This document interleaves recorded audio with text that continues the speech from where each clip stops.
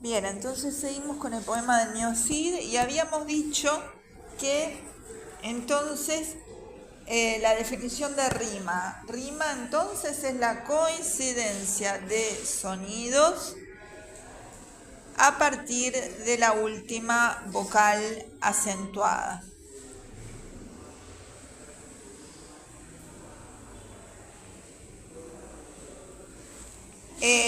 Habíamos dicho que tenemos dos tipos de rima. Tenemos la rima asonante y la rima consonante.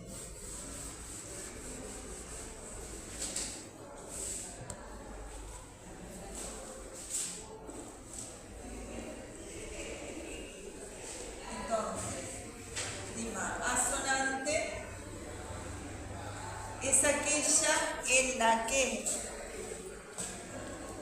coinciden solo las vocales a partir de la última vocal acentuada.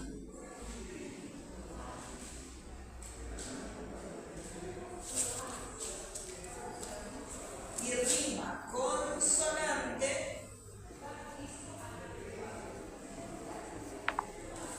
es aquella en la que coinciden tanto vocales como consonantes a partir de la última vocal acentuada. No sé si alguien trajo algún ejemplo de rima.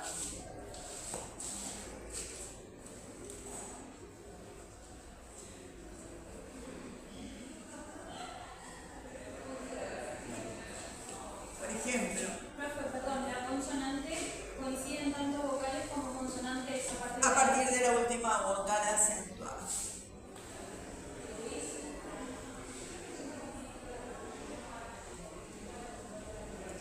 Por ejemplo, naranja y manzana. Nosotros partimos en sílaba y queda na. Vamos a ponerlo acá. Na, ran, ja. ¿Cuál es la última vocal acentuada? ¿Cuál? Tiene tres. Ran. O sea que la última vocal acentuada es esta. Tengo que ver si hay rima a partir de acá. ¿Queda? Si querés ponete más acá porque justo somos poquitos y estás ahí. Manzana, man, sa, na. ¿Cuál es la última vocal acentuada? ¿Cuál? Sa. Sa.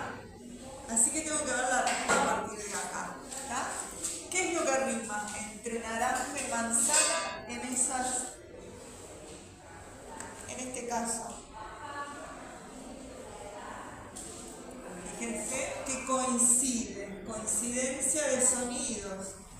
La A, ¿cierto? Ahí está. Manzana y naranja. Entonces esta rima es asonante. ¿Por qué? Porque riman solo las vocales a partir de la última vocal acentuada.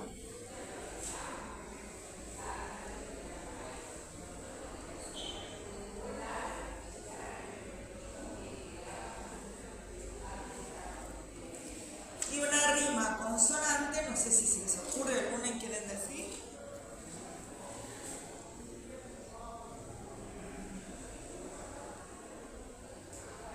Banana, payana, no. Banana y Payana, no. va. No. Y payana, ¿qué es? ¿Qué es? Sí. No sé esa palabra. Payana. Payana suena Es fuego. del jueguito, Sí, ¿sí, no? De las Payana. Sí, como Payana, no, con P. con P. La payana es un juego muy antiguo. Sí. Ah, De las por eso. piedras. Ah, porque Me quedé pensando, capaz que lo vi en No, con B larga no existe esa palabra, pero yo te decía que era. Ahí está. ¿Cuál es la última vocal acentuada de la banana? No. Esta, ¿no? Tengo que ver a partir de acá. Y de payana, ya está. Rima, coincide. ¿Coinciden los sonidos? Sí. Ahí está. Entonces una rima consonante. Está bien. ¿Está? Muy bien.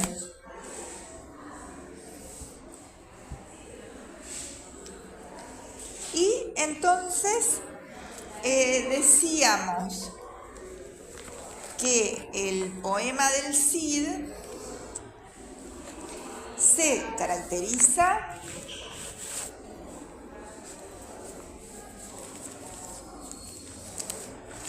por estar escrito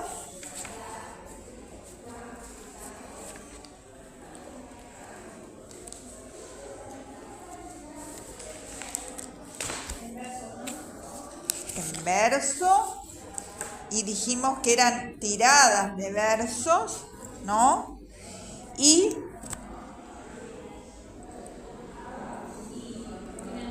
está escrito en tiradas de versos. Estas tiradas son anisosilábicas, que no sé si conocen esta palabra, anisosilábicas. ¿Qué quiere decir? Que no tienen el mismo número de sílabas, ¿está? Desigual número de sílabas.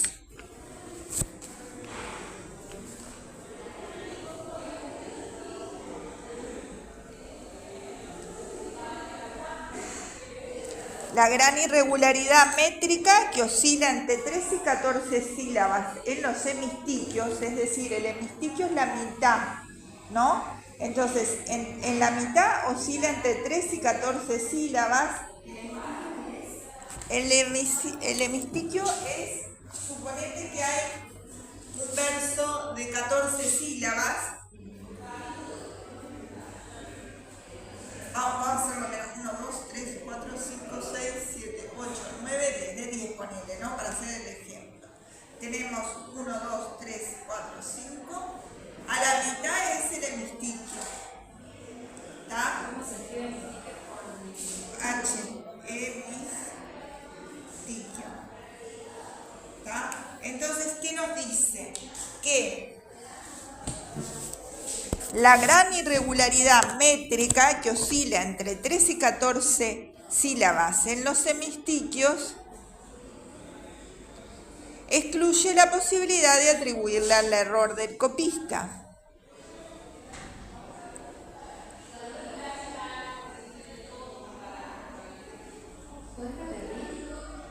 Excluye la posibilidad de atribuirla al error del copista.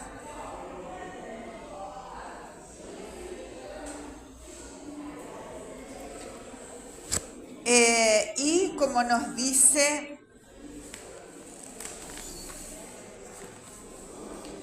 Jorge Albistur, siempre pongan los nombres de los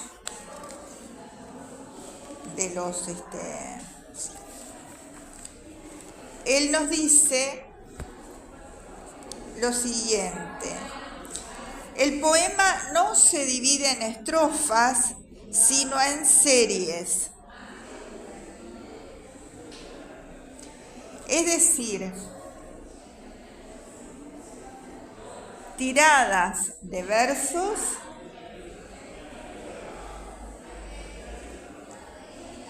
de muy desigual extensión,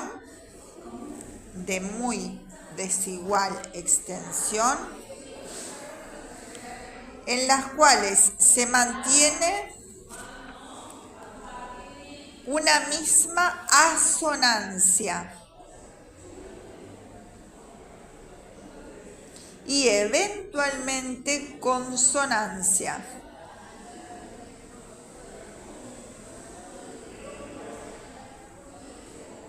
Punto y seguido. El juglar utiliza predominantemente,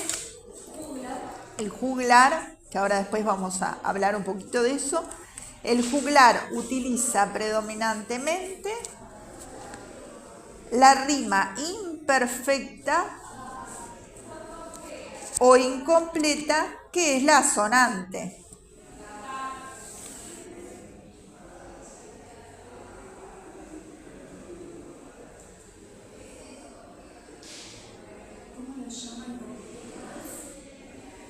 Incompleta o asonante, imperfecta, que es la asonante. Se vale asimismo de la parágoge, no sé si conocen esta palabra, parágoge. Sí, cómo no. Se vale asimismo de la parágoge, que es el agregado, está escrito en el pizarrón, parágoge, que es el agregado de una sílaba a las palabras agudas para nivelarlas con las graves. Para nivelarlas con las graves.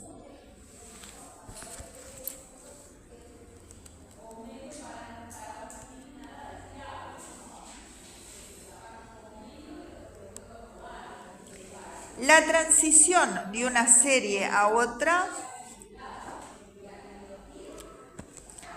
no parece obedecer a otra norma,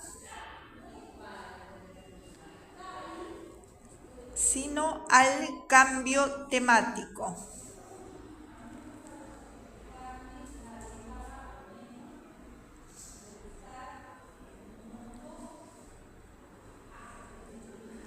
Hay en algunos casos series gemelas, vale decir dos series que trabajan un mismo motivo con distinta asonancia.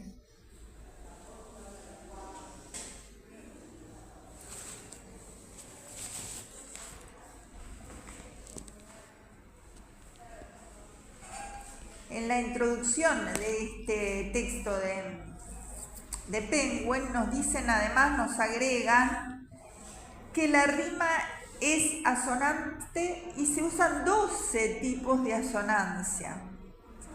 Es decir, todas las combinaciones con las vocales, ¿no? Son 12 las que se usan.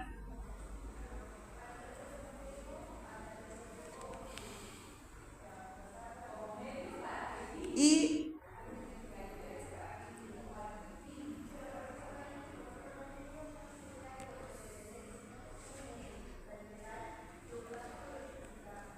Menéndez Pidal, que es uno de los críticos más, Menéndez Pidal, que es uno de los críticos más reconocidos en lo que es el estudio del miocid. Perdón, y el autor anterior no llega a notar el nombre. El que agrega que la rima asonante y usa las nombres. Sí, es el de Penguin, que es justamente, date un poquito.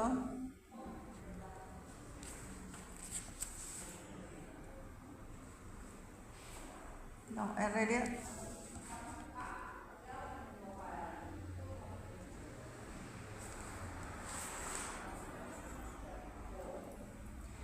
la edición es de Eukene Lacarra, pero no sé si es la que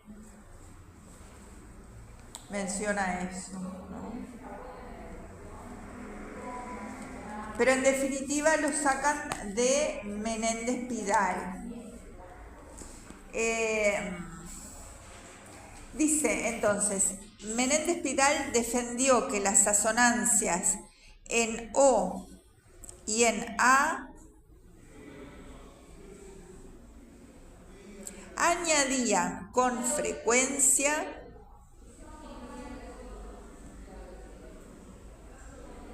una E paragógica, que es esto que les acabo de explicar, la paragoge, agregado de una sílaba,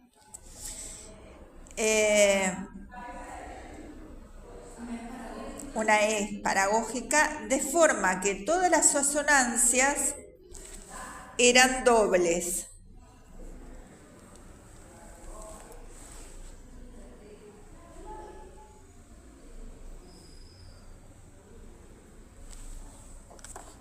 Por ejemplo, O, E y AE. O, E y A, E. Después vamos a verlo. La que se le agregaría sería la E, ¿tá?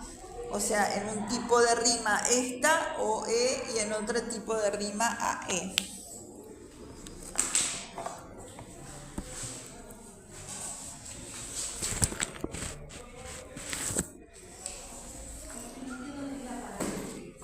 Es justamente el agregado de una letra en este caso, o puede ser una sílaba, en este caso el agregado de la E, para nivelarlas con las graves. ¿Está?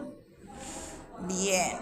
Esto regulariza la rima, pues palabras como espolón,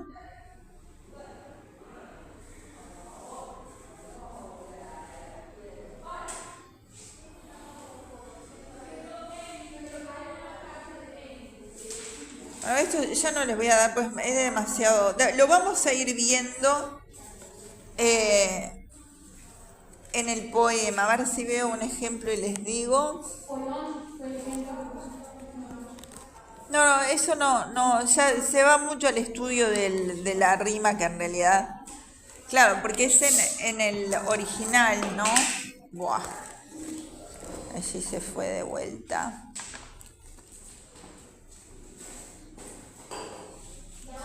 No se olviden que nosotros tenemos traducciones, ¿no? Y esto habla del original, de la lengua original, ¿no es cierto? Bien.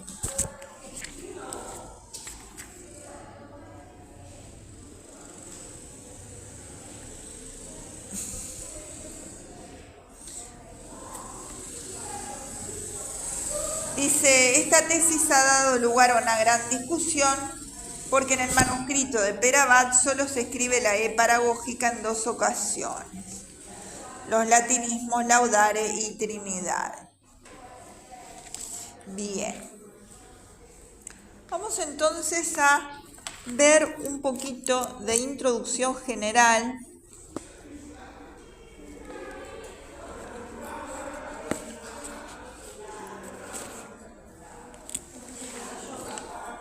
¿Qué? Muchas gracias. Sí, lo que les decía, con el despliegue que yo tengo del libro, capaz que me acerca. Sí, te agradezco así, voy poniendo. Muchas gracias. Bien. Vamos entonces a dar una introducción general antes de empezar al estudio pormenorizado. El cantar, así que introducción general, eso era la estructura externa, ¿no es cierto? Ya sabemos cómo está la estructura externa, ¿no? Ahora vamos a hablar un poquito de la introducción general y un poco más de lo que es ese cantar de Gil. El cantar del Cid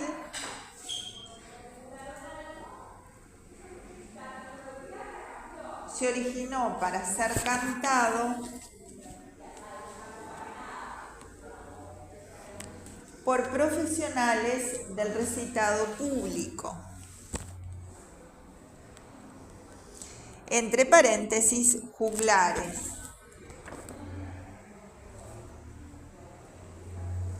Y ser escuchado por un vasto auditorio.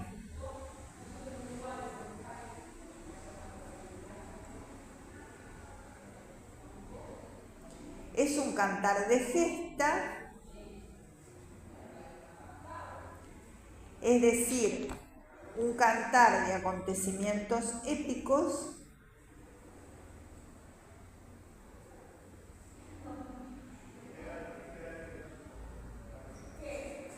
como vimos ayer, la persona histórica en la cual se basa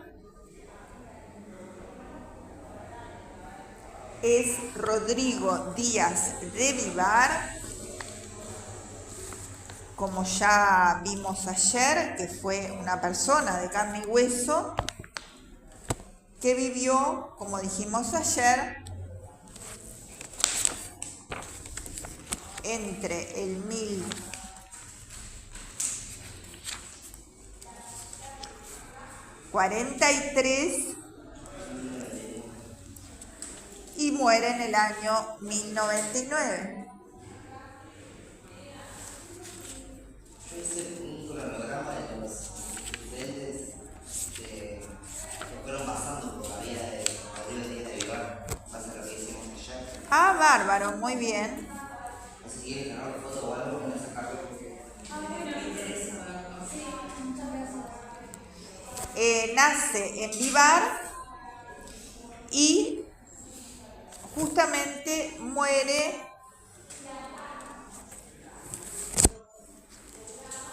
en Valencia. Sí. Si quieren, inclusive acá en esto de Penguin tiene otros acontecimientos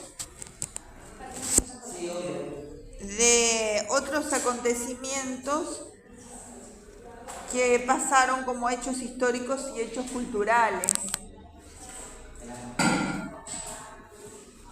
Si quieren sacarse la foto después.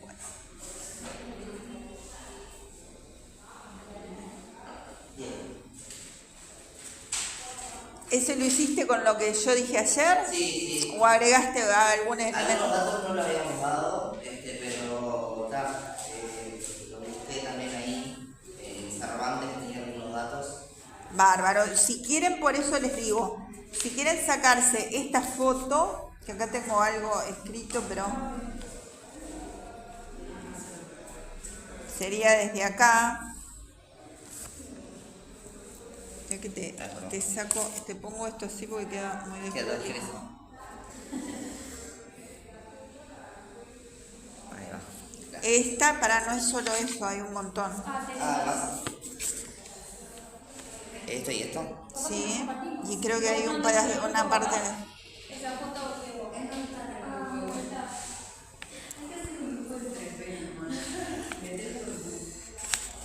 Acá sigue.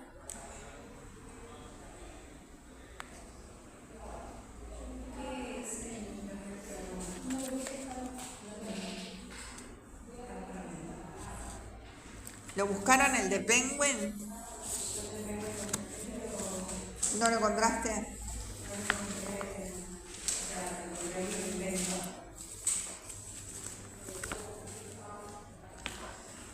Bien. Se estima que este cantar fue compuesto hacia 1140.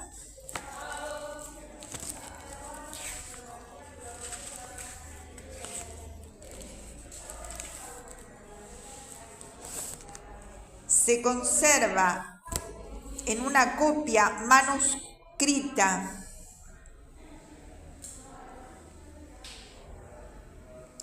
hecha por Pedro Abad, con B larga, en 1307.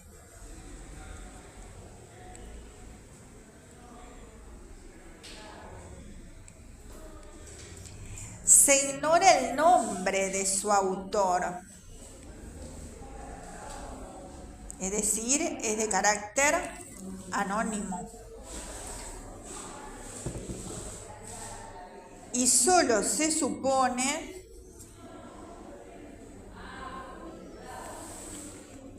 que fuera vecino de Medinaceli,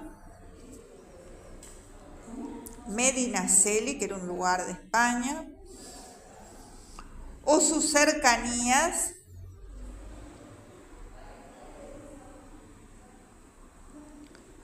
por la minuciosidad con que suele describir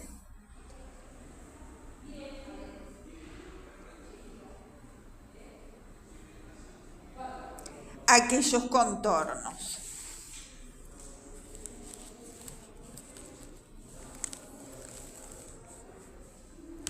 Se supone que fuera vecino de Medinaceli, o sus cercanías, que es un lugar.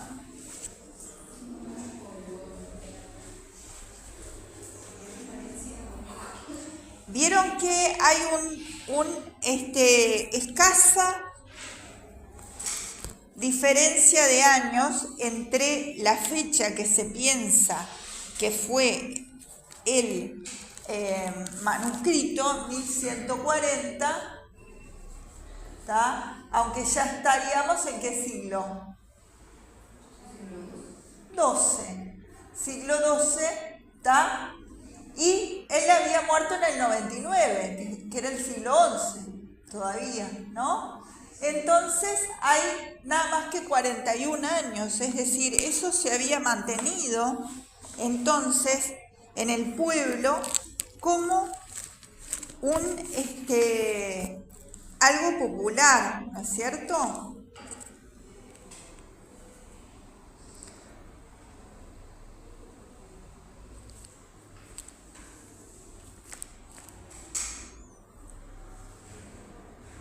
El poema que se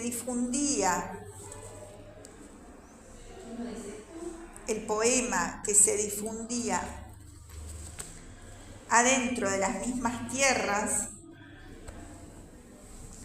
por donde lo cantaran los juglares,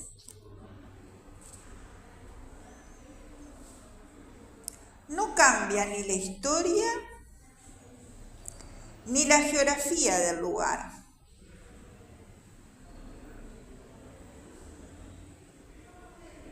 El verismo histórico y geográfico del poema es indiscutible. Y en ese sentido,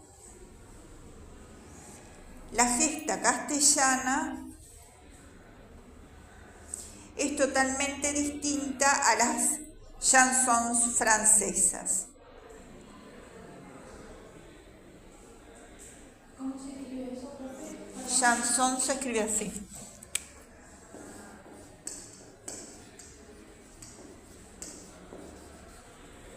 Francés.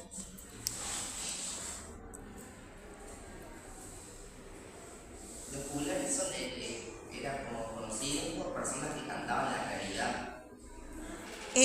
Había de todo tipo de juglares. Ahora les voy a hacer una introducción de lo que eran los juglares, pero justamente es no el que escribe, sino el que canta. Canta o recita. Es un intérprete, digamos. Intérprete de la obra. El trovador es el que escribe, ¿tá? Ahora les voy a dar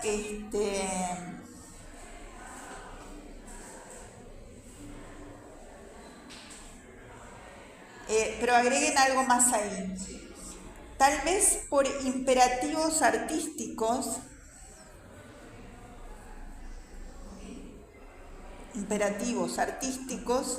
el cantar del Cid que hoy leemos acomoda en cierto modo la verdad histórica a una eficacia poética y así reduce a uno los dos destierros del Rodrigo histórico. Recuerdan que ayer yo les dije que tuvo un destierro en el histórico, ¿no? La persona tuvo un destierro en el 1081 y otro destierro en el 1089. Sin embargo, la poesía lo convierte en uno, ¿tá?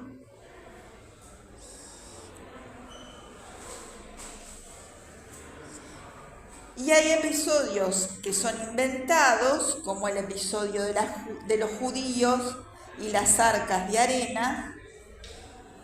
Profe, perdón, en 1089 es el segundo destierro. Sí, ayer ya lo pusimos, Sí, sí. Eso del Rodrigo histórico. ¿Tá? Les decía entonces, hay episodios inventados como el episodio de los judíos y las arcas de arena, procediente de un viejo cuento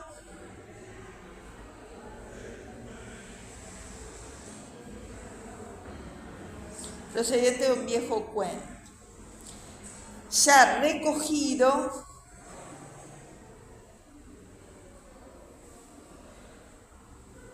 anteriormente.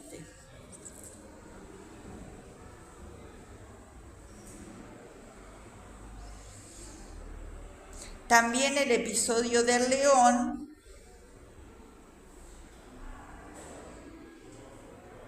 es útil para poner de relieve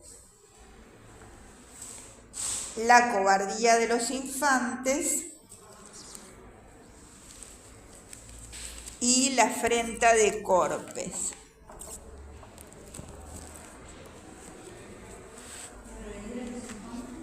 Y la afrenta de Corpes. Corpes, sí.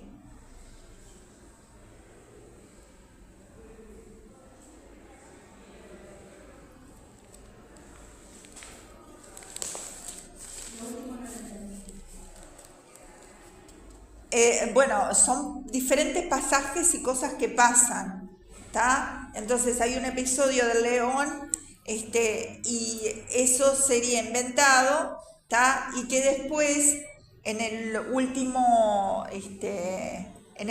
cantar, con la afrenta de Corpes, se restituye el honor de las hijas. Bien. Y del Cid. Pero eso lo vamos a ir viendo De las hijas de Rodrigo, ¿tá? Como que habían sido deshonradas, digamos. Sí, pero eso en la poesía, ¿no? Ahí está. Muy bien. Vamos entonces a ver algún aspecto de lo que es la Edad Media.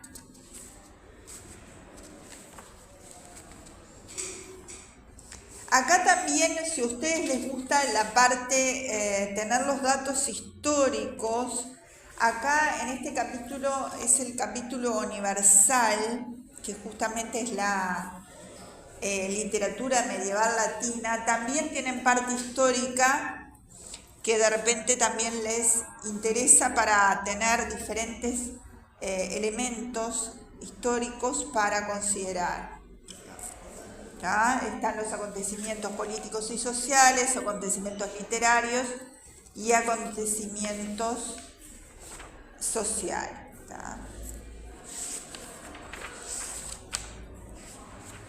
Profe, me deja sacarme cuenta que se por Sí, cómo no, cómo no.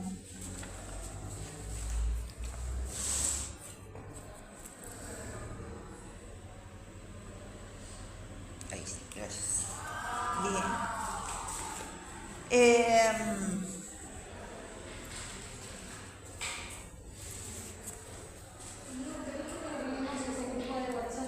Sí, porque lo mando a ustedes. Porque si no, tengo mucho poco material de todos los años. Pasa. Bien, entonces, allí entonces estamos en la época de la Edad Media. ¿Ves?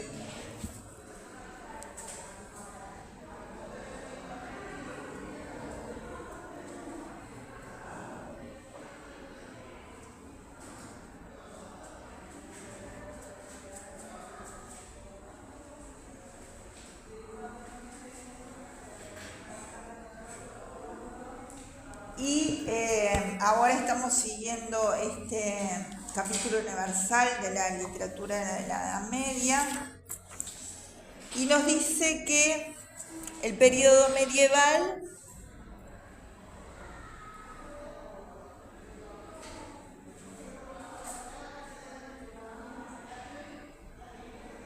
señala el nacimiento de las literaturas modernas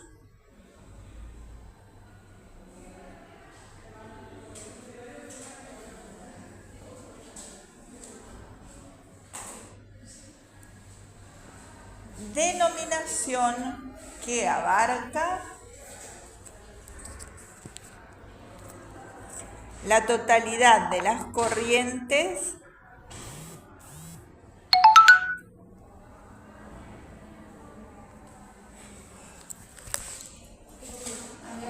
poéticas nacionales surgidas en Europa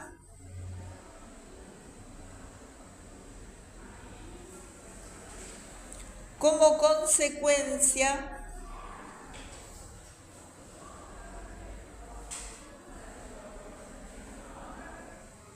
de las invasiones germánicas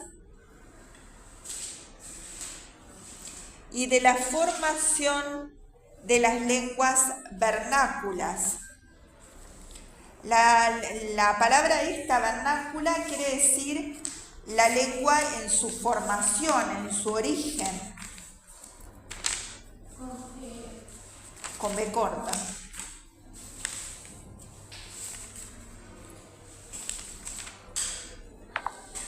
Bien.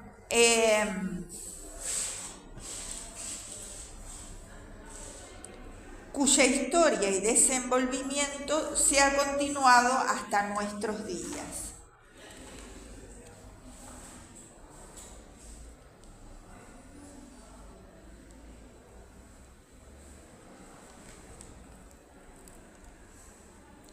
Tres procesos de compleja naturaleza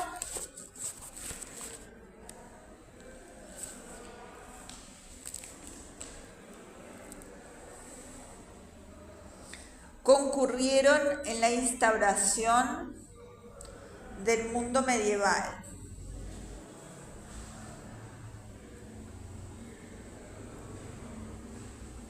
Primero, la irrupción y afianzamiento del cristianismo. Irrupción y afianzamiento del cristianismo. Estamos en una época teocentrista. ¿Saben lo que es teocentrista? Dios,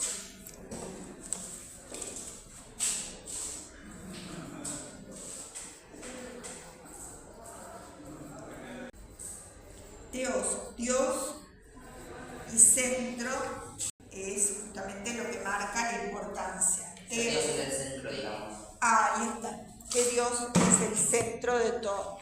Es una sociedad fuertemente compartimentada, ¿cierto?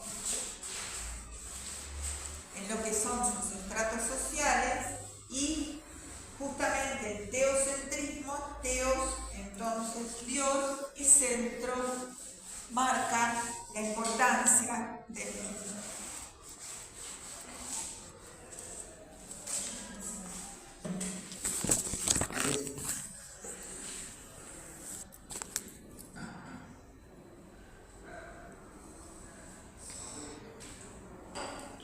Bien, la segunda característica es la disgregación del Imperio Romano y la fragmentación del latín, que era su lengua oficial.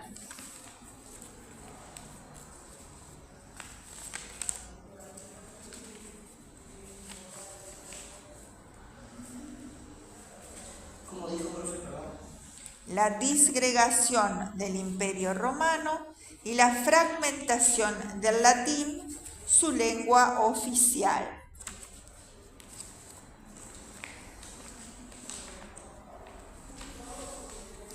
El tercer elemento importante es la penetración y establecimiento en Europa de los pueblos germánicos que se desplazaron desde el este. ¿Se desplazaron? Desde el este.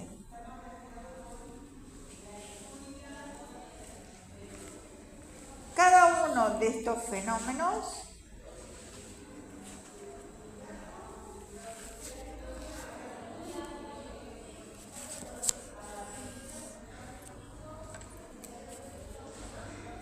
constituyó un aporte decisivo para la estructuración de una nueva imagen de la realidad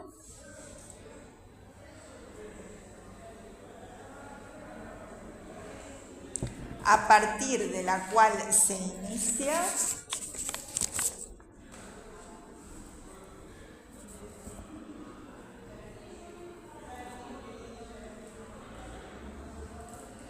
la maduración de fuerzas culturales, religiosas, sociales, políticas, económicas y artísticas, culturales, religiosas, sociales,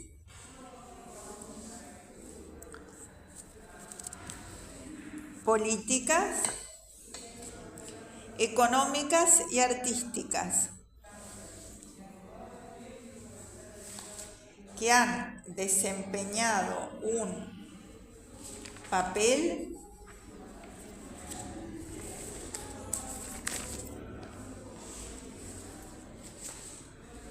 protagónico en la historia mundial hasta el presente.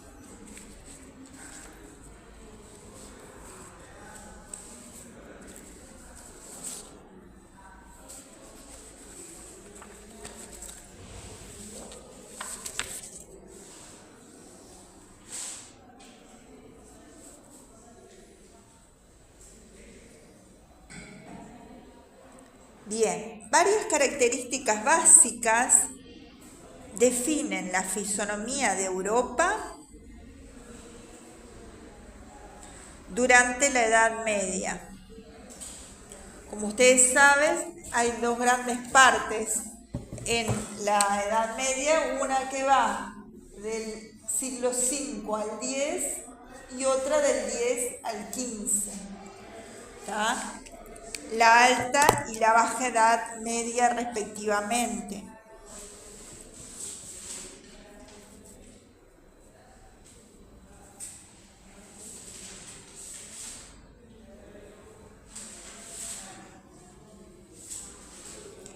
La primera característica consiste en la formación de los estados nacionales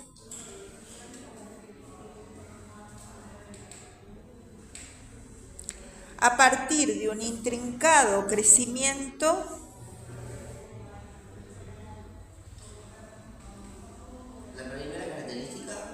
Primera característica es la formación de los estados nacionales a partir de un intrincado crecimiento intrincado es elaborado, difícil, ¿no? Que comprende dos aspectos principales. En una etapa comparativamente temprana,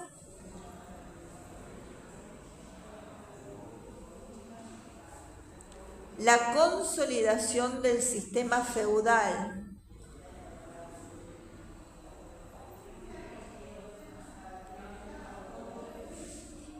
Luego, la unificación política de las monarquías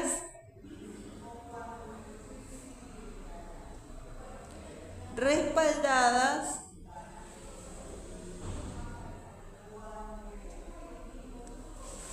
por los sectores burgueses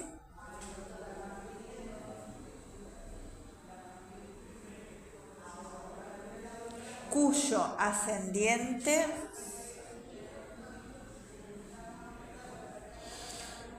se acrecienta a partir del siglo XI.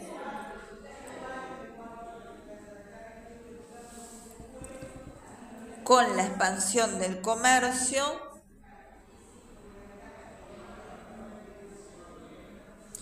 y el renacimiento de la vida urbana.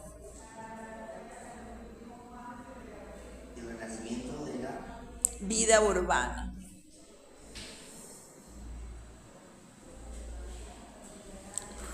Desde un punto de vista religioso, esta sería otra característica, el pensamiento cristiano, ¿sí?,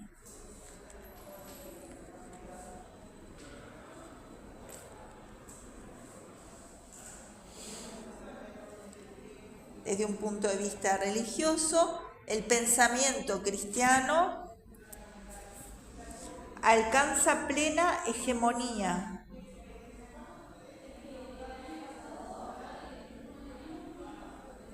y su irradiación doctrinal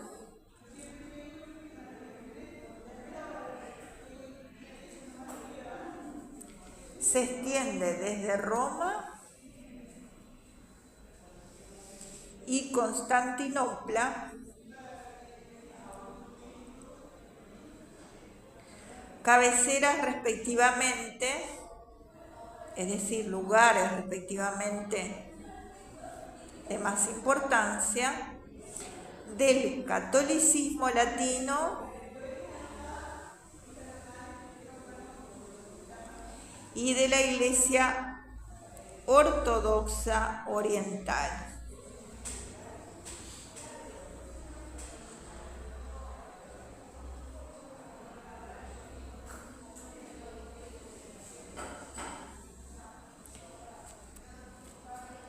Ahora sería la tercera. Con respecto a las manifestaciones intelectuales y artísticas, su evolución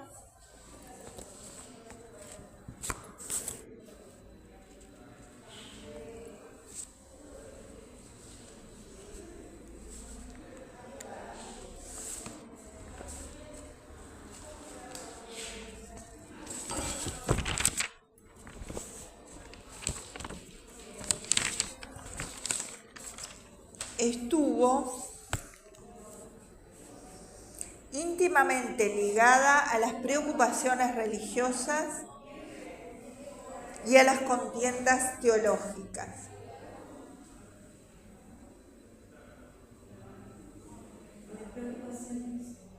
Religiosas y a las contiendas teológicas.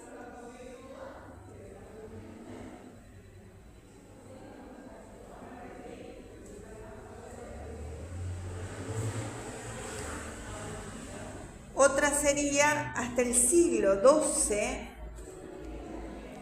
la herencia platónica,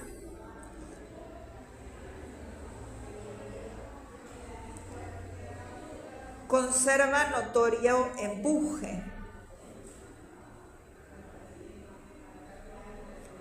como base del ordenamiento sistemático de las creencias, es decir, se seguían los filósofos de la antigüedad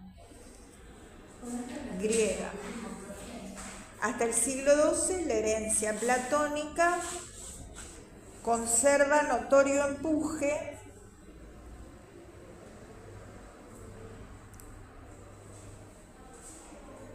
como base del ordenamiento sistemático de las creencias. O sea, que sería la ideología católica. Ahí está. Más tarde, en especial por la obra de Tomás de Aquino,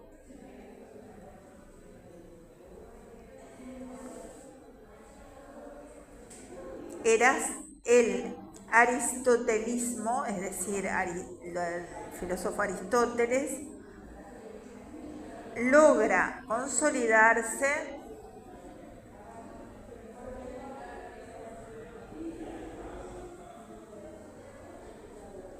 como orientación dominante.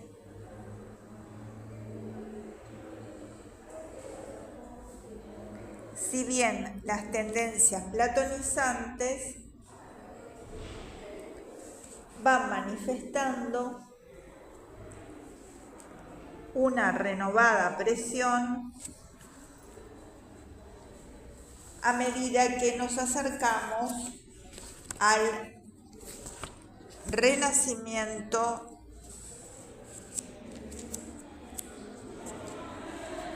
con su humanismo renacentista.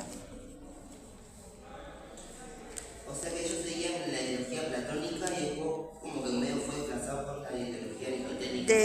De Tomás de Aquino, ¿no? Sí. En especial por la obra de Tomás de Aquino, cobra relevancia el aristotelismo. ¿Tá? O sea que el Renacimiento vuelve a cobrar relevancia. Ahí está.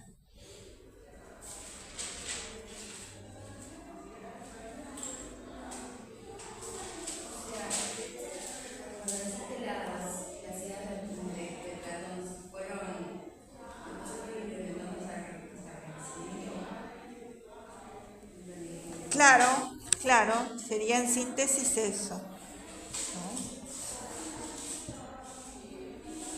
La educación está organizada de conformidad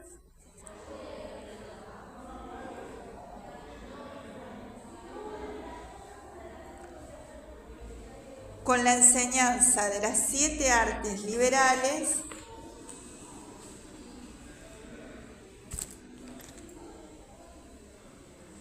originalmente definidas en Alejandría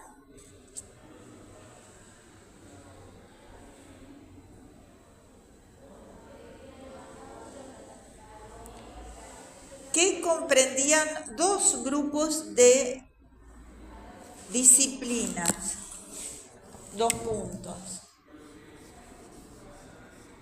El trivium, está escrito en el pizarrón, el trivium integrado por las ciencias del lenguaje, entre paréntesis, gramática, lógica y retórica, cierro paréntesis, Gramática y retórica,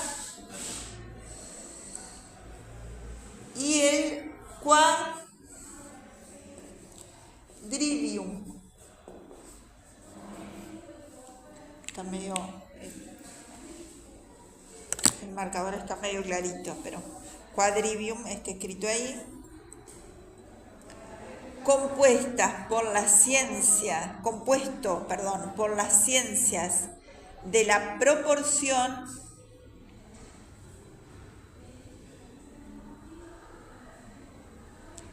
entre paréntesis, aritmética,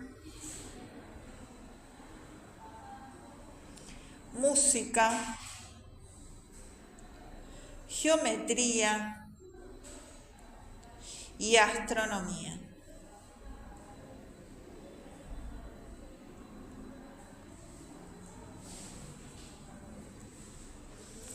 En síntesis, el cuadro cultural de la Edad Media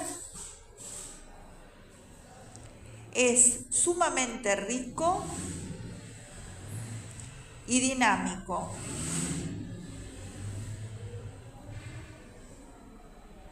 Con una constante transformación de las estructuras sociales y políticas, transformación de las estructuras sociales y políticas,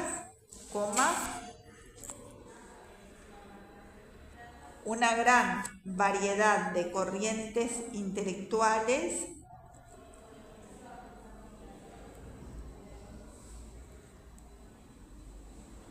que se desarrollaban dentro del marco general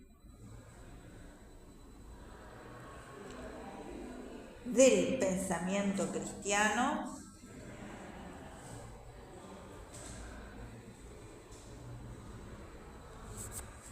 y un frecuente enfrentamiento de ideas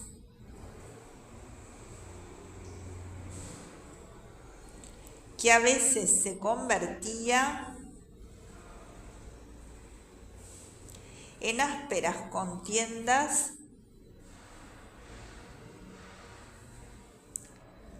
desatadas en el seno mismo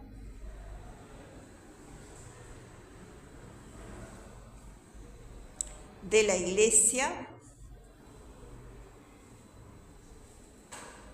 agitada por innúmeros conflictos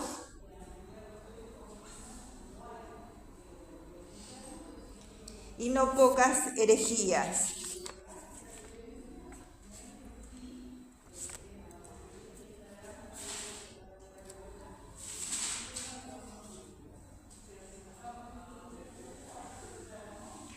En la Europa occidental, primero la acción eclesiástica y luego el influjo universitario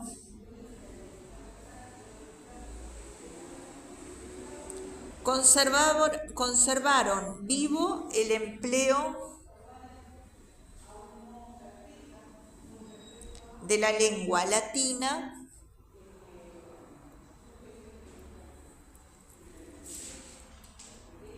que logró un esplendor literario,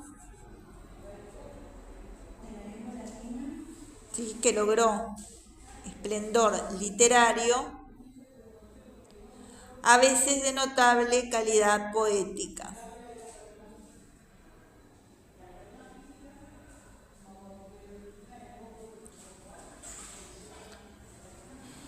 Por su parte, los idiomas vernáculos, que ya dijimos que vernáculo es la lengua en su formación, estos idiomas nacientes,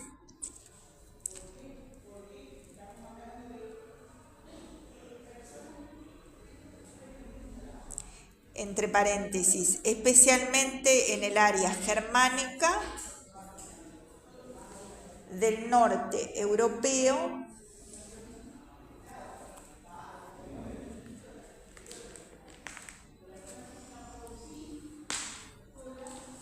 y en el área romance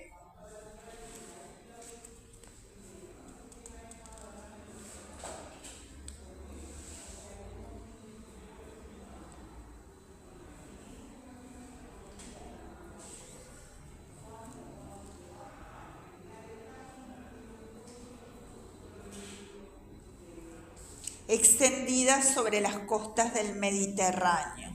Cierro paréntesis. Alcanzaron dignidad literaria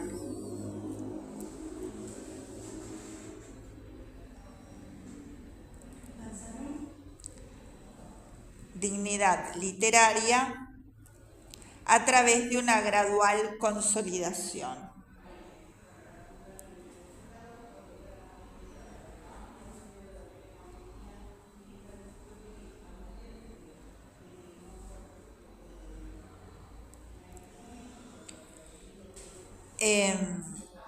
En ciertas regiones hay un temprano florecimiento en el siglo IX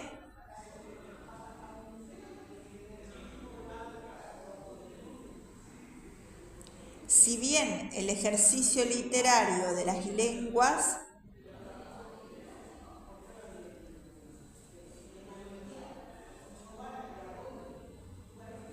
En el siglo IX, ¿no? ¿Dije? Sí. Entonces, si bien el ejercicio literario de las lenguas modernas solo se generaliza en el siglo XI y logra su final consolidación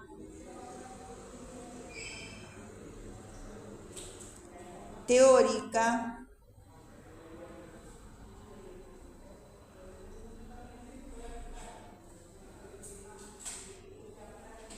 a comienzos del siglo XIV,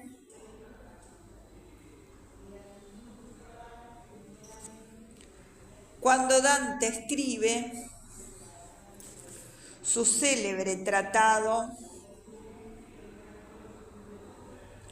sobre la elocuencia de la expresión empleada por el pueblo.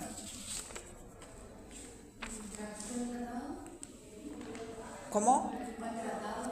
El tratado justamente que se llama de la vulgar elocuencia. Sobre la elocuencia, pero acá no lo decía, te lo agrego yo, ¿no? Sobre la elocuencia de la expresión empleada por el pueblo. Entonces, en ese caso, Dante está hablando en latín sobre la elocuencia de este habla vulgar, que sería el surgimiento del nuevo italiano, ¿tá? Que es la lengua vernácula, es decir, propia de su región. En cuanto a lo que es el Cantar del Cid, ya se ve la lengua castellana en sus modalidades propias. Y cobra tal importancia que se vuelve la lengua general. De ahí que de castellana se convirtió en española.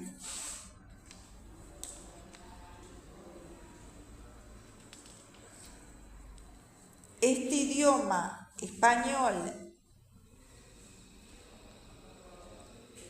nacido en Castilla, es justamente el que hablamos nosotros en nuestra América española.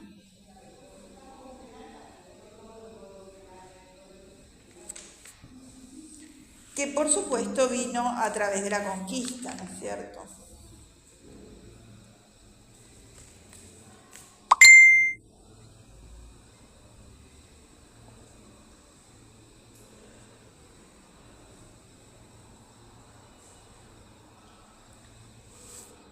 Bien.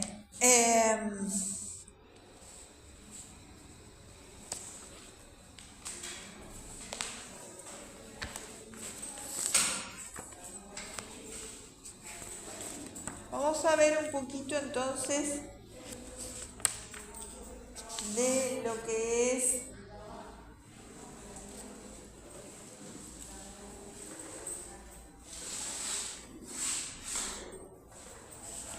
algunos aspectos de la poesía española en la Edad Media.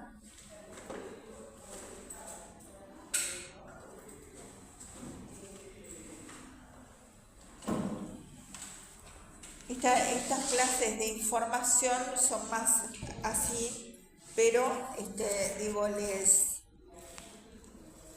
les digo que las clases, todo un sector muy importante de lo que llamamos poesía medieval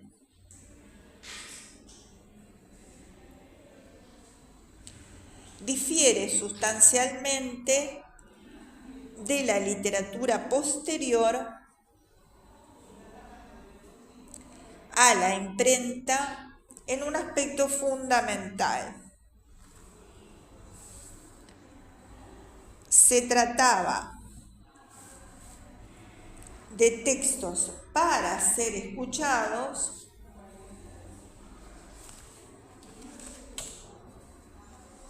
y no para ser leídos.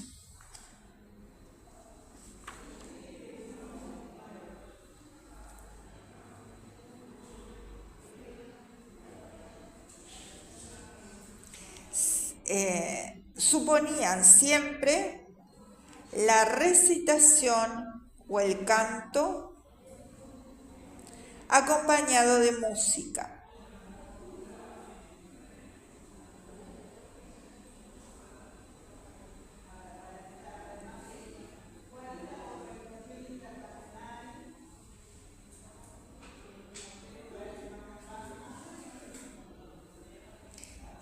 En España vivió durante varios siglos una existencia oscura y no documentada por la escritura,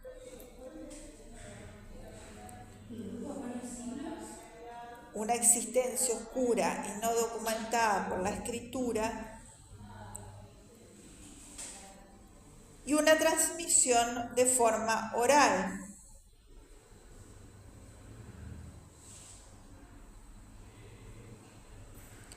Esta concepción, apreciación y existencia de lo oral, de lo poético,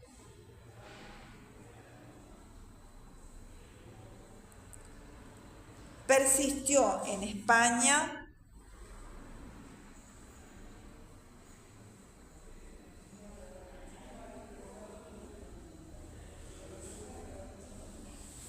hasta el siglo XVI,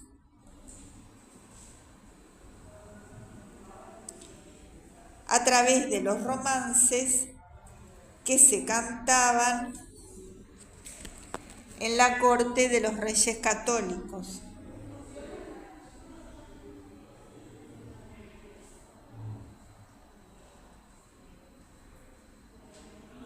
Mientras a su lado se iba imponiendo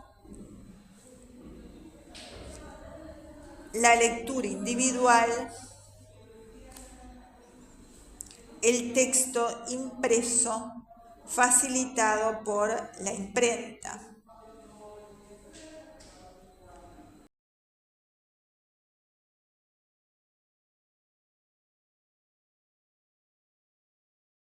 Gutenberg fue del año exactamente, la invención de la imprenta se atribuye al alemán Johannes Gutenberg en el año 1440, ¿está?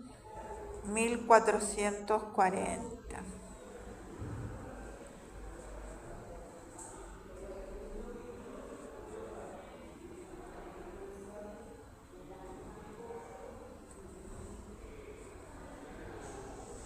Sin embargo, esperen un poquito, porque acá...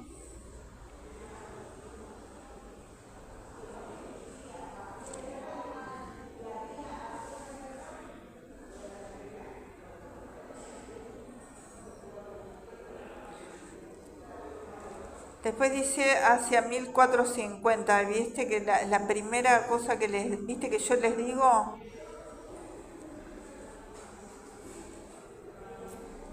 Que la primera que aparece...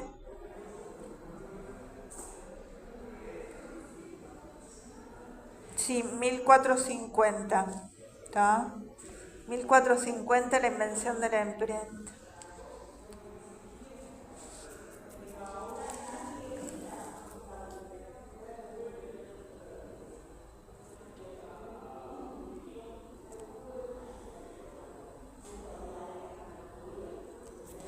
Todavía en el siglo XV, todo un sector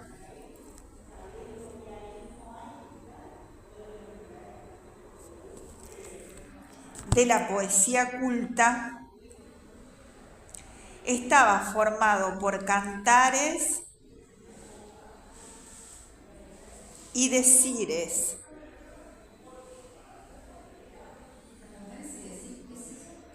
Dos formas de la poesía culta. entre paréntesis, escritos por Manrique y Santillana, entre otros. Hay mosquitos, ¿eh? Sí. Cierro paréntesis. Dos géneros que suponían obligatoriamente ya el acompañamiento de música, cantares, entre paréntesis, ya la recitación, decires. Como no, dijimos que había dos géneros, ¿no? Cantares y decires. Lo que está obligatoriamente el acompañamiento de la música era cantares y la recitación los decires.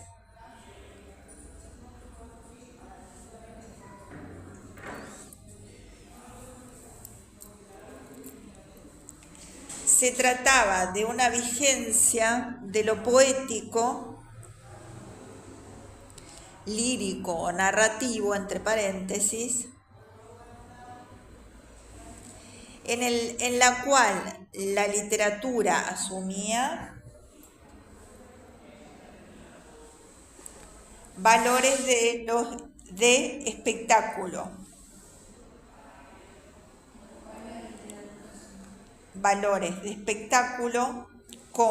de representación, y en la que lo fónico alcanzaba un valor que hoy nos resulta difícilmente comprensible y mensurable.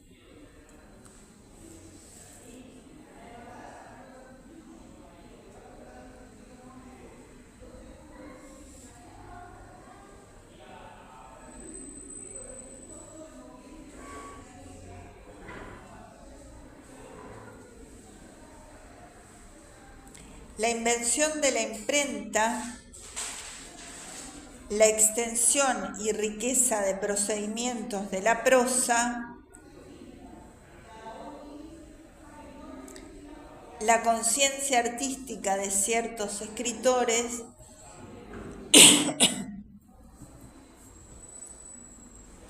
irán modificando esta forma de vivir la literatura.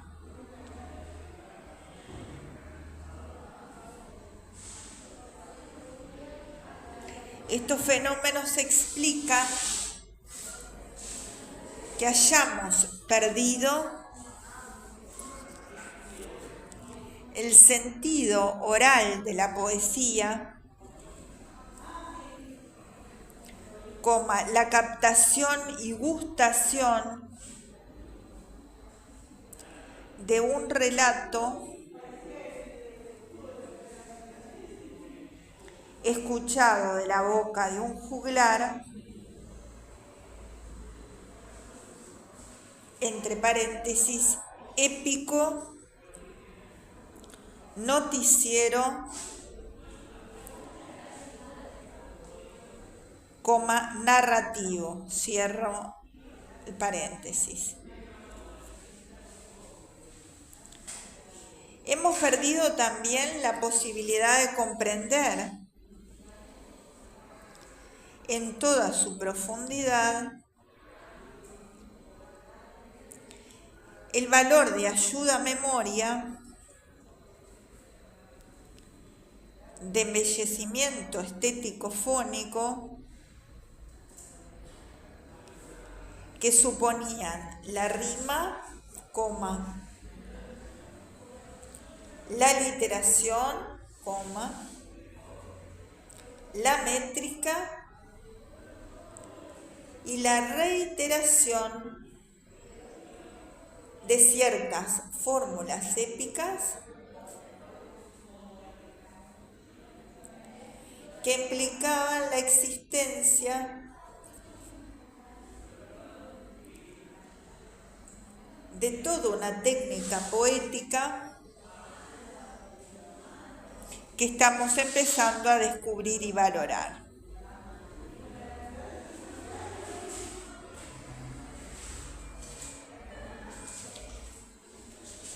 Por esta razón, Chaitor, que se escribe así,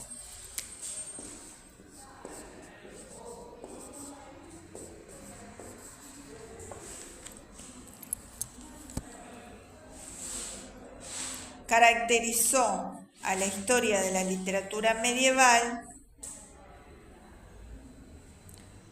como la lenta transición de la expresión oral a la escrita.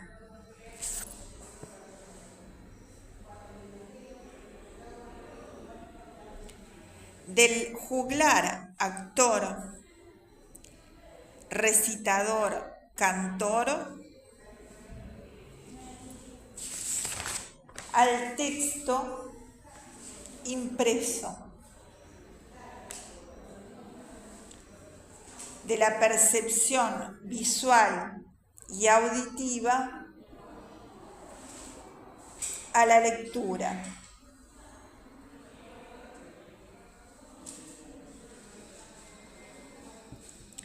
Yo tengo, eso sí, tengo grabado los diferentes tipos de juglares y trovadores que hay, que eso lo pueden ir oyendo porque no nos vamos a extender tanto en eso, ¿no? Bien. Existió durante los siglos 8 al 10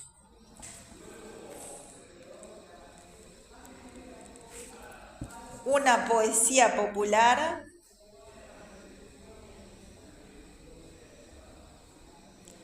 de tipo tradicional, anónima, de transmisión oral,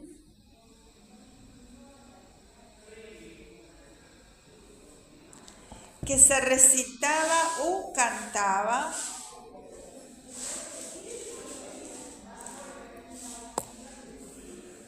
unida a motivos que podían ser, dos puntos, religiosos, mágicos, puramente recreativos, informativos, históricos, que cumplía en un as las funciones hoy reservadas en un as, es decir, de una sola forma, las funciones hoy reservadas a la historiografía, al solaz, a los festejos religiosos o a informar sobre sucesos importantes para la comunidad.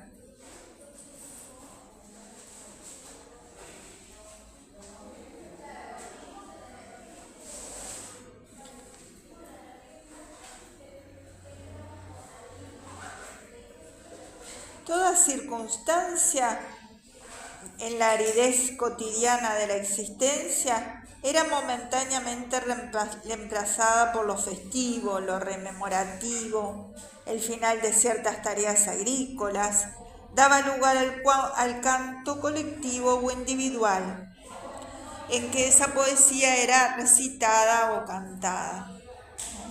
Las fiestas, la llegada de un rey o personaje importante, casamientos, comienzos de primavera, finales de las cosechas o comienzos de ellas, fiestas religiosas, nobles o populares, los duelos, la rememoración de hechos valiosos del pasado de una comunidad o de hazañas de sus mayores, las situaciones emotivas de la vida, el amor, los afectos familiares, paso de las estaciones, originan estos textos poéticos. Siempre estuvieron unidos al canto y al baile, que guardaban todavía mucho de su carga ritual y dramática primitiva.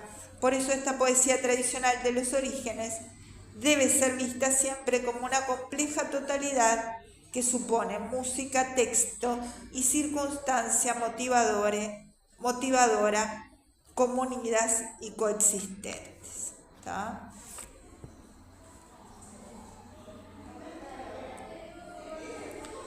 Muy bien. ¿Qué bibliografía es de Esta, ahora que estoy dando, es el capítulo universal 94.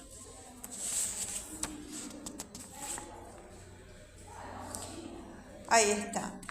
Bien.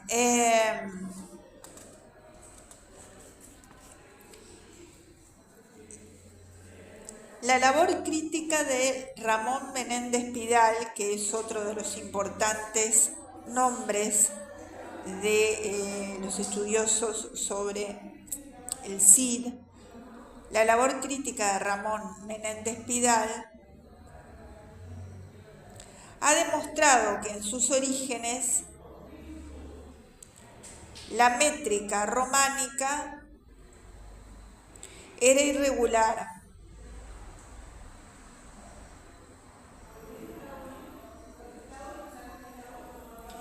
y este es uno de los caracteres de la poesía anterior al siglo X.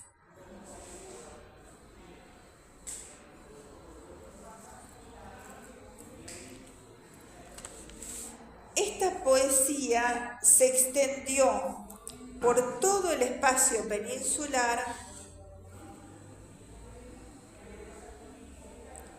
y por eso hoy se habla de la existencia de un sustrato poético hispánico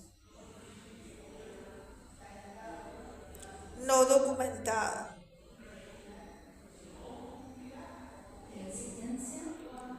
De un sustrato poético hispánico no documentado, que ha permitido explicar las asombrosas similitudes entre textos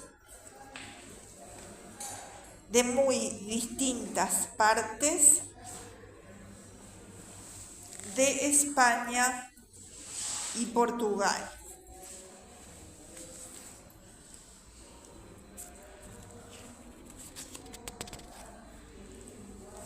Puede decirse que simultáneamente con la formación y expansión de los distintos dialectos romances hispánicos,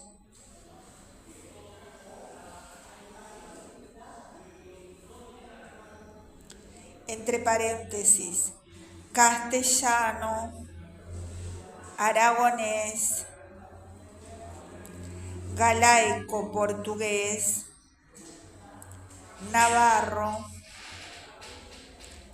leonés, catalán, etcétera, cierro paréntesis, tuvo lugar la vigencia de una poesía tradicional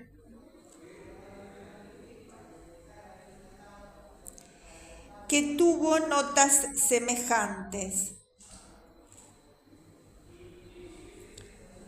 entre paréntesis, tema y métrica, cierro paréntesis, y que siglos después aparecerá documentada en Andalucía, Galicia y Castilla.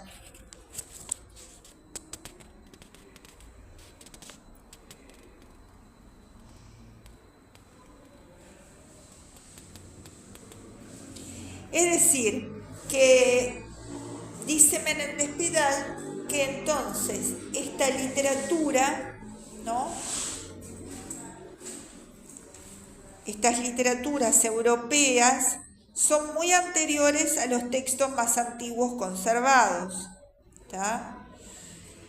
Y creer que la épica castellana o la lírica se inician abruptamente con el poema del Mío Cid o los textos líricos de Juan Ruiz es negar la existencia,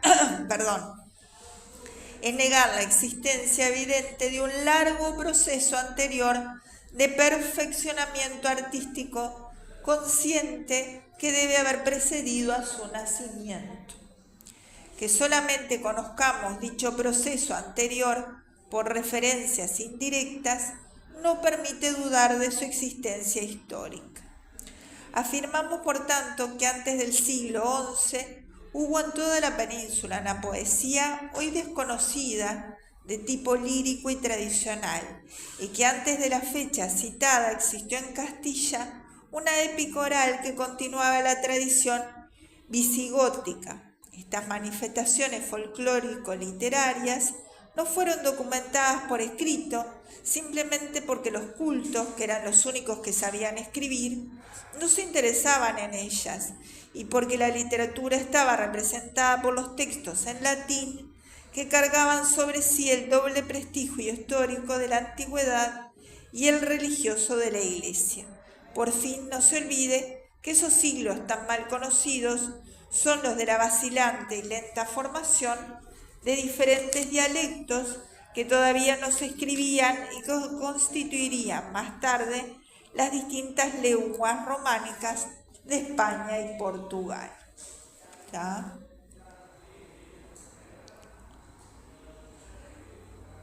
Y vamos a hacer una referencia al descubrimiento de las jarchas. Fue en 1948 cuando el semitista Samuel Stern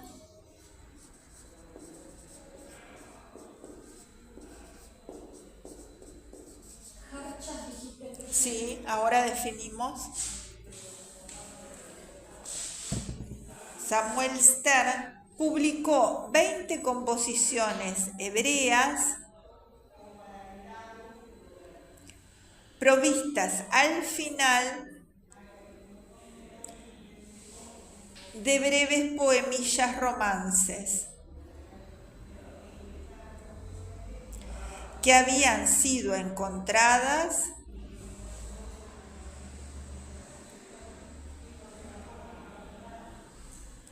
en textos conservados en una sinagoga es la iglesia de los judíos, ¿no es cierto?, del viejo Cairo.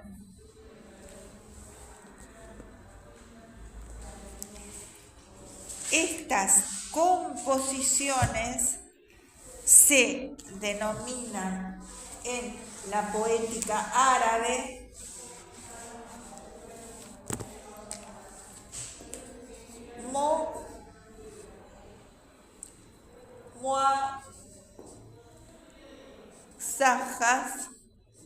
muaxajas, acá hay una A,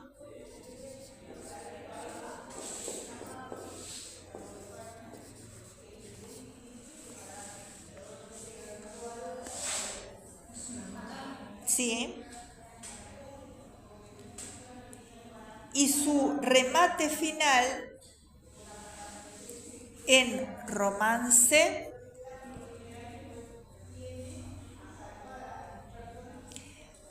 se llamaba jarchas.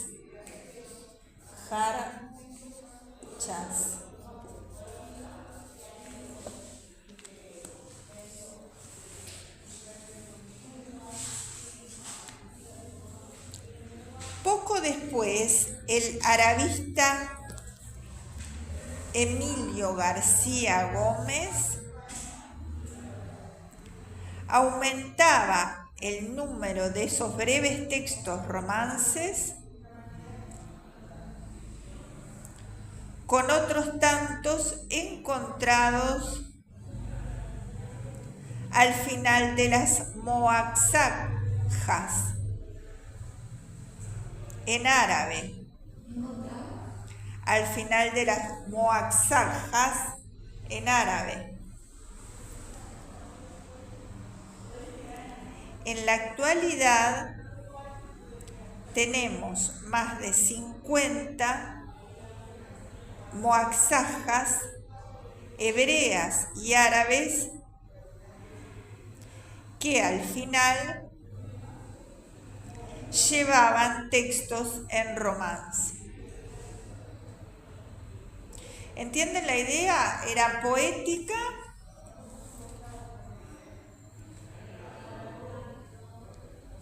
Era poética que estaban entonces en hebreo o árabe, las muaxajas, y al final tenían una estrofa final popular, ¿sí?, que eran textos en romance. ¿Está? Se trata de composiciones escritas por poetas cultos que, de acuerdo con una preceptiva bastante precisa,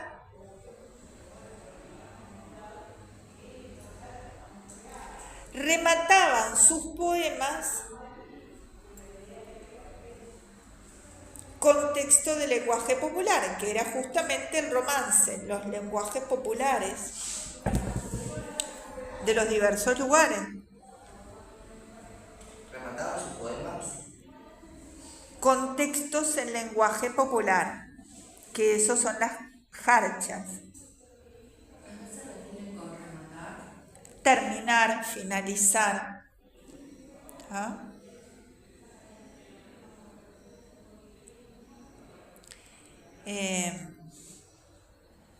Remataban sus poemas con textos en lenguaje popular o con canciones populares, romances,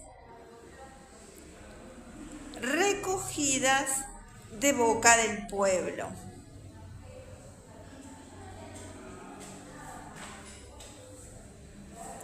Como la escritura semítica no señalaba con mucha precisión el matiz vocálico, hoy se presentan todavía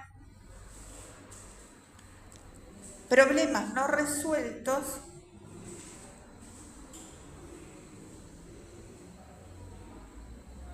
en cuanto a la lectura exacta de esos textos increíblemente conservados.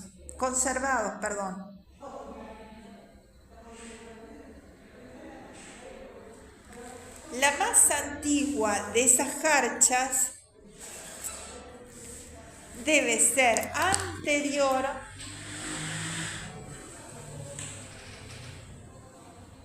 a 1042.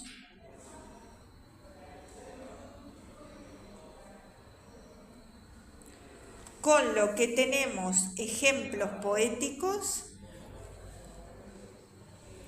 peninsulares anteriores en más de un siglo al poema del Cid.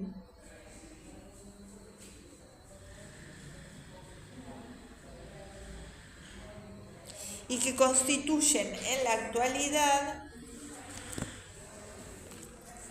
los poemas romances más antiguos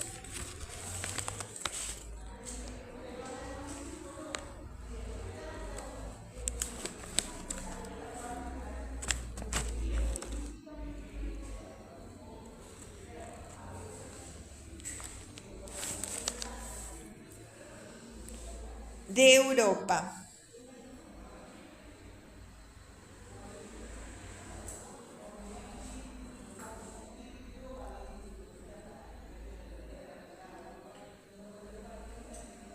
Cronológicamente se ubican entre los siglos XI y XIV. Se extienden por todo el sur peninsular, Valencia, Sevilla, Granada, Córdoba. Son textos folclóricos, entre paréntesis, populares, tradicionales, anónimos y de transmisión oral, que poetas cultos tomaron de las calles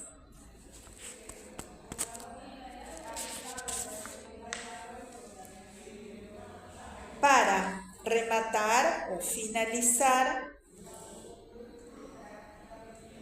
artísticamente sus poemas en árabe o en hebreo.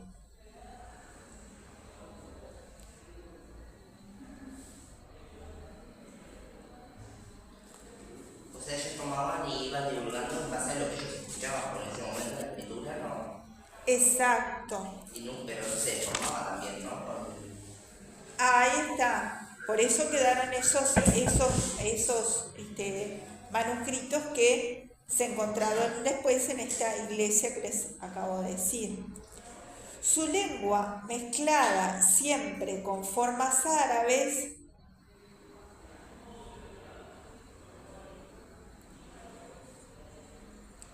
lo que prueba que los poetas hebreos se limitaron a recoger textos mozárabes. Mozárabes es el individuo de las minorías hispánicas. Mozárabe con Z todo junto. Es el individuo de las minorías hispánicas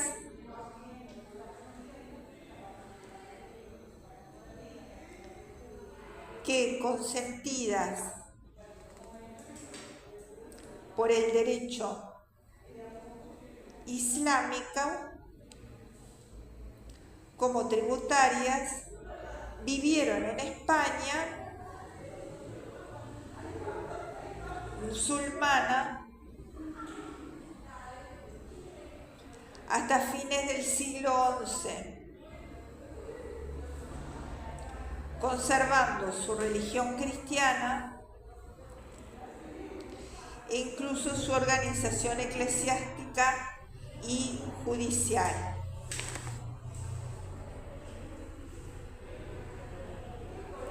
Es decir, los cristianos que ocupaban territorios que justamente habían sido tomados por los árabes en ese entonces. ¿Tá?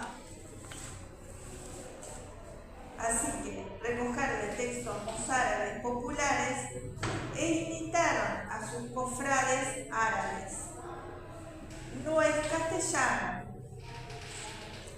Se trata del dialecto romance hablado por los cristianos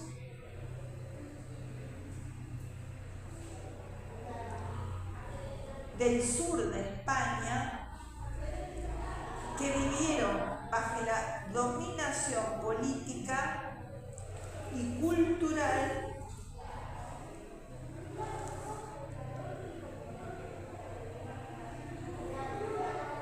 musulmana durante varios siglos y se los denominan mozárabes.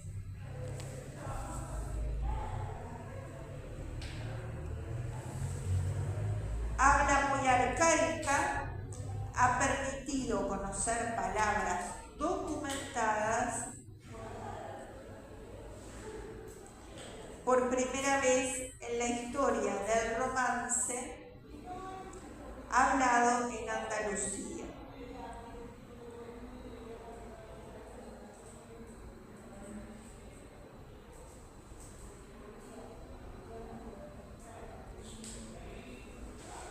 Las jarchas han sido el elemento probatorio decisivo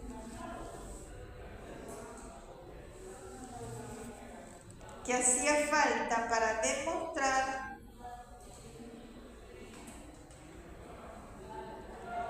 la persistencia de la tradición poética española.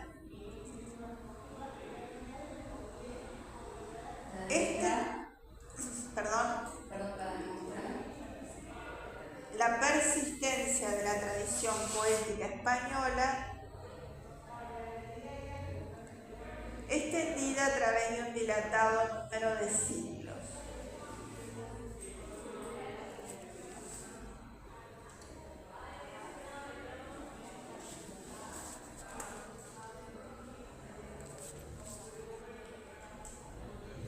Y es la prueba de la existencia de un lirismo castellano antiguo.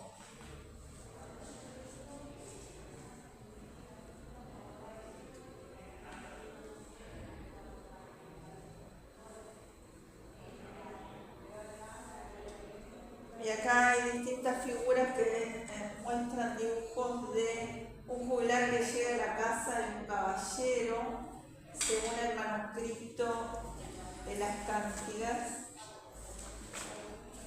Acá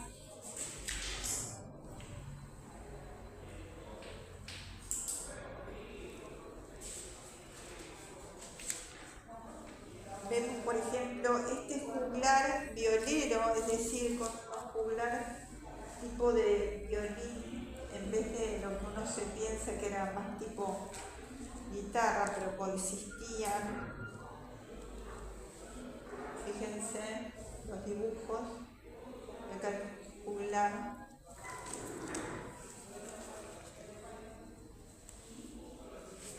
Juglar violero en una iglesia, manuscrito de acá. Bueno, y después acá son muchas más. Y después hay diferentes estructuras de la Edad Media, para que ustedes tengan una idea. Esta es la iglesia de San Clemente en el Pirineo. Es un ejemplo característico del románico español del siglo XII.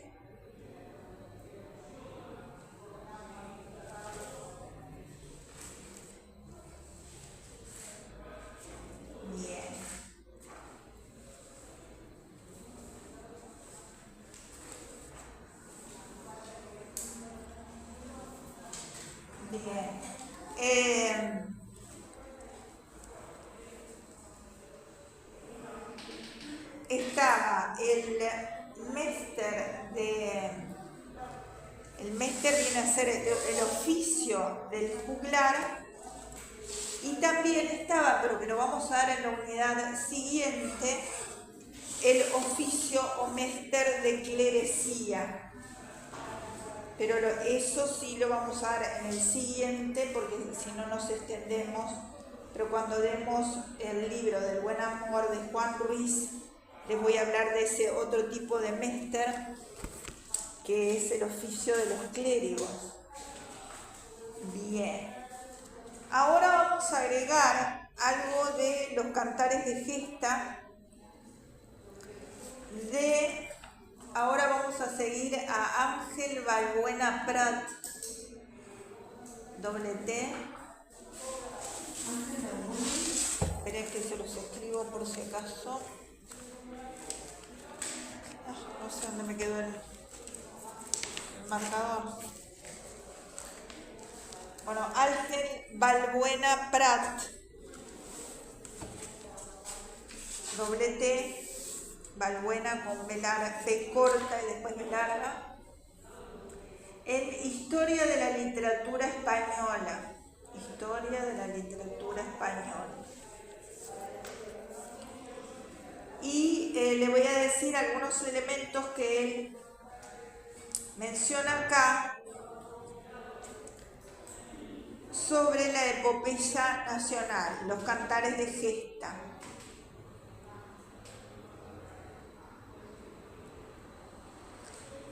La primera gran manifestación literaria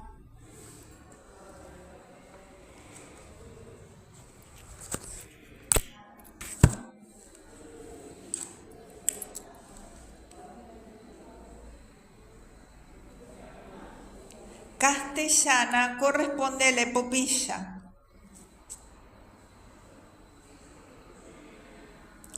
Esta surge como una nueva manifestación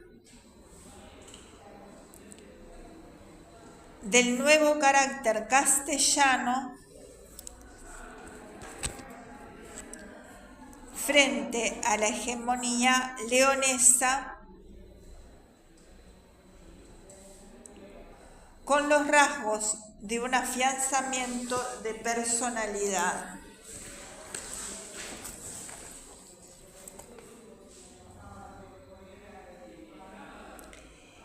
En la lengua ruda de los orígenes se fragua ya esta poesía llena de fuerza y de sincera concisión. Concisión es comprimida, ¿no es cierto?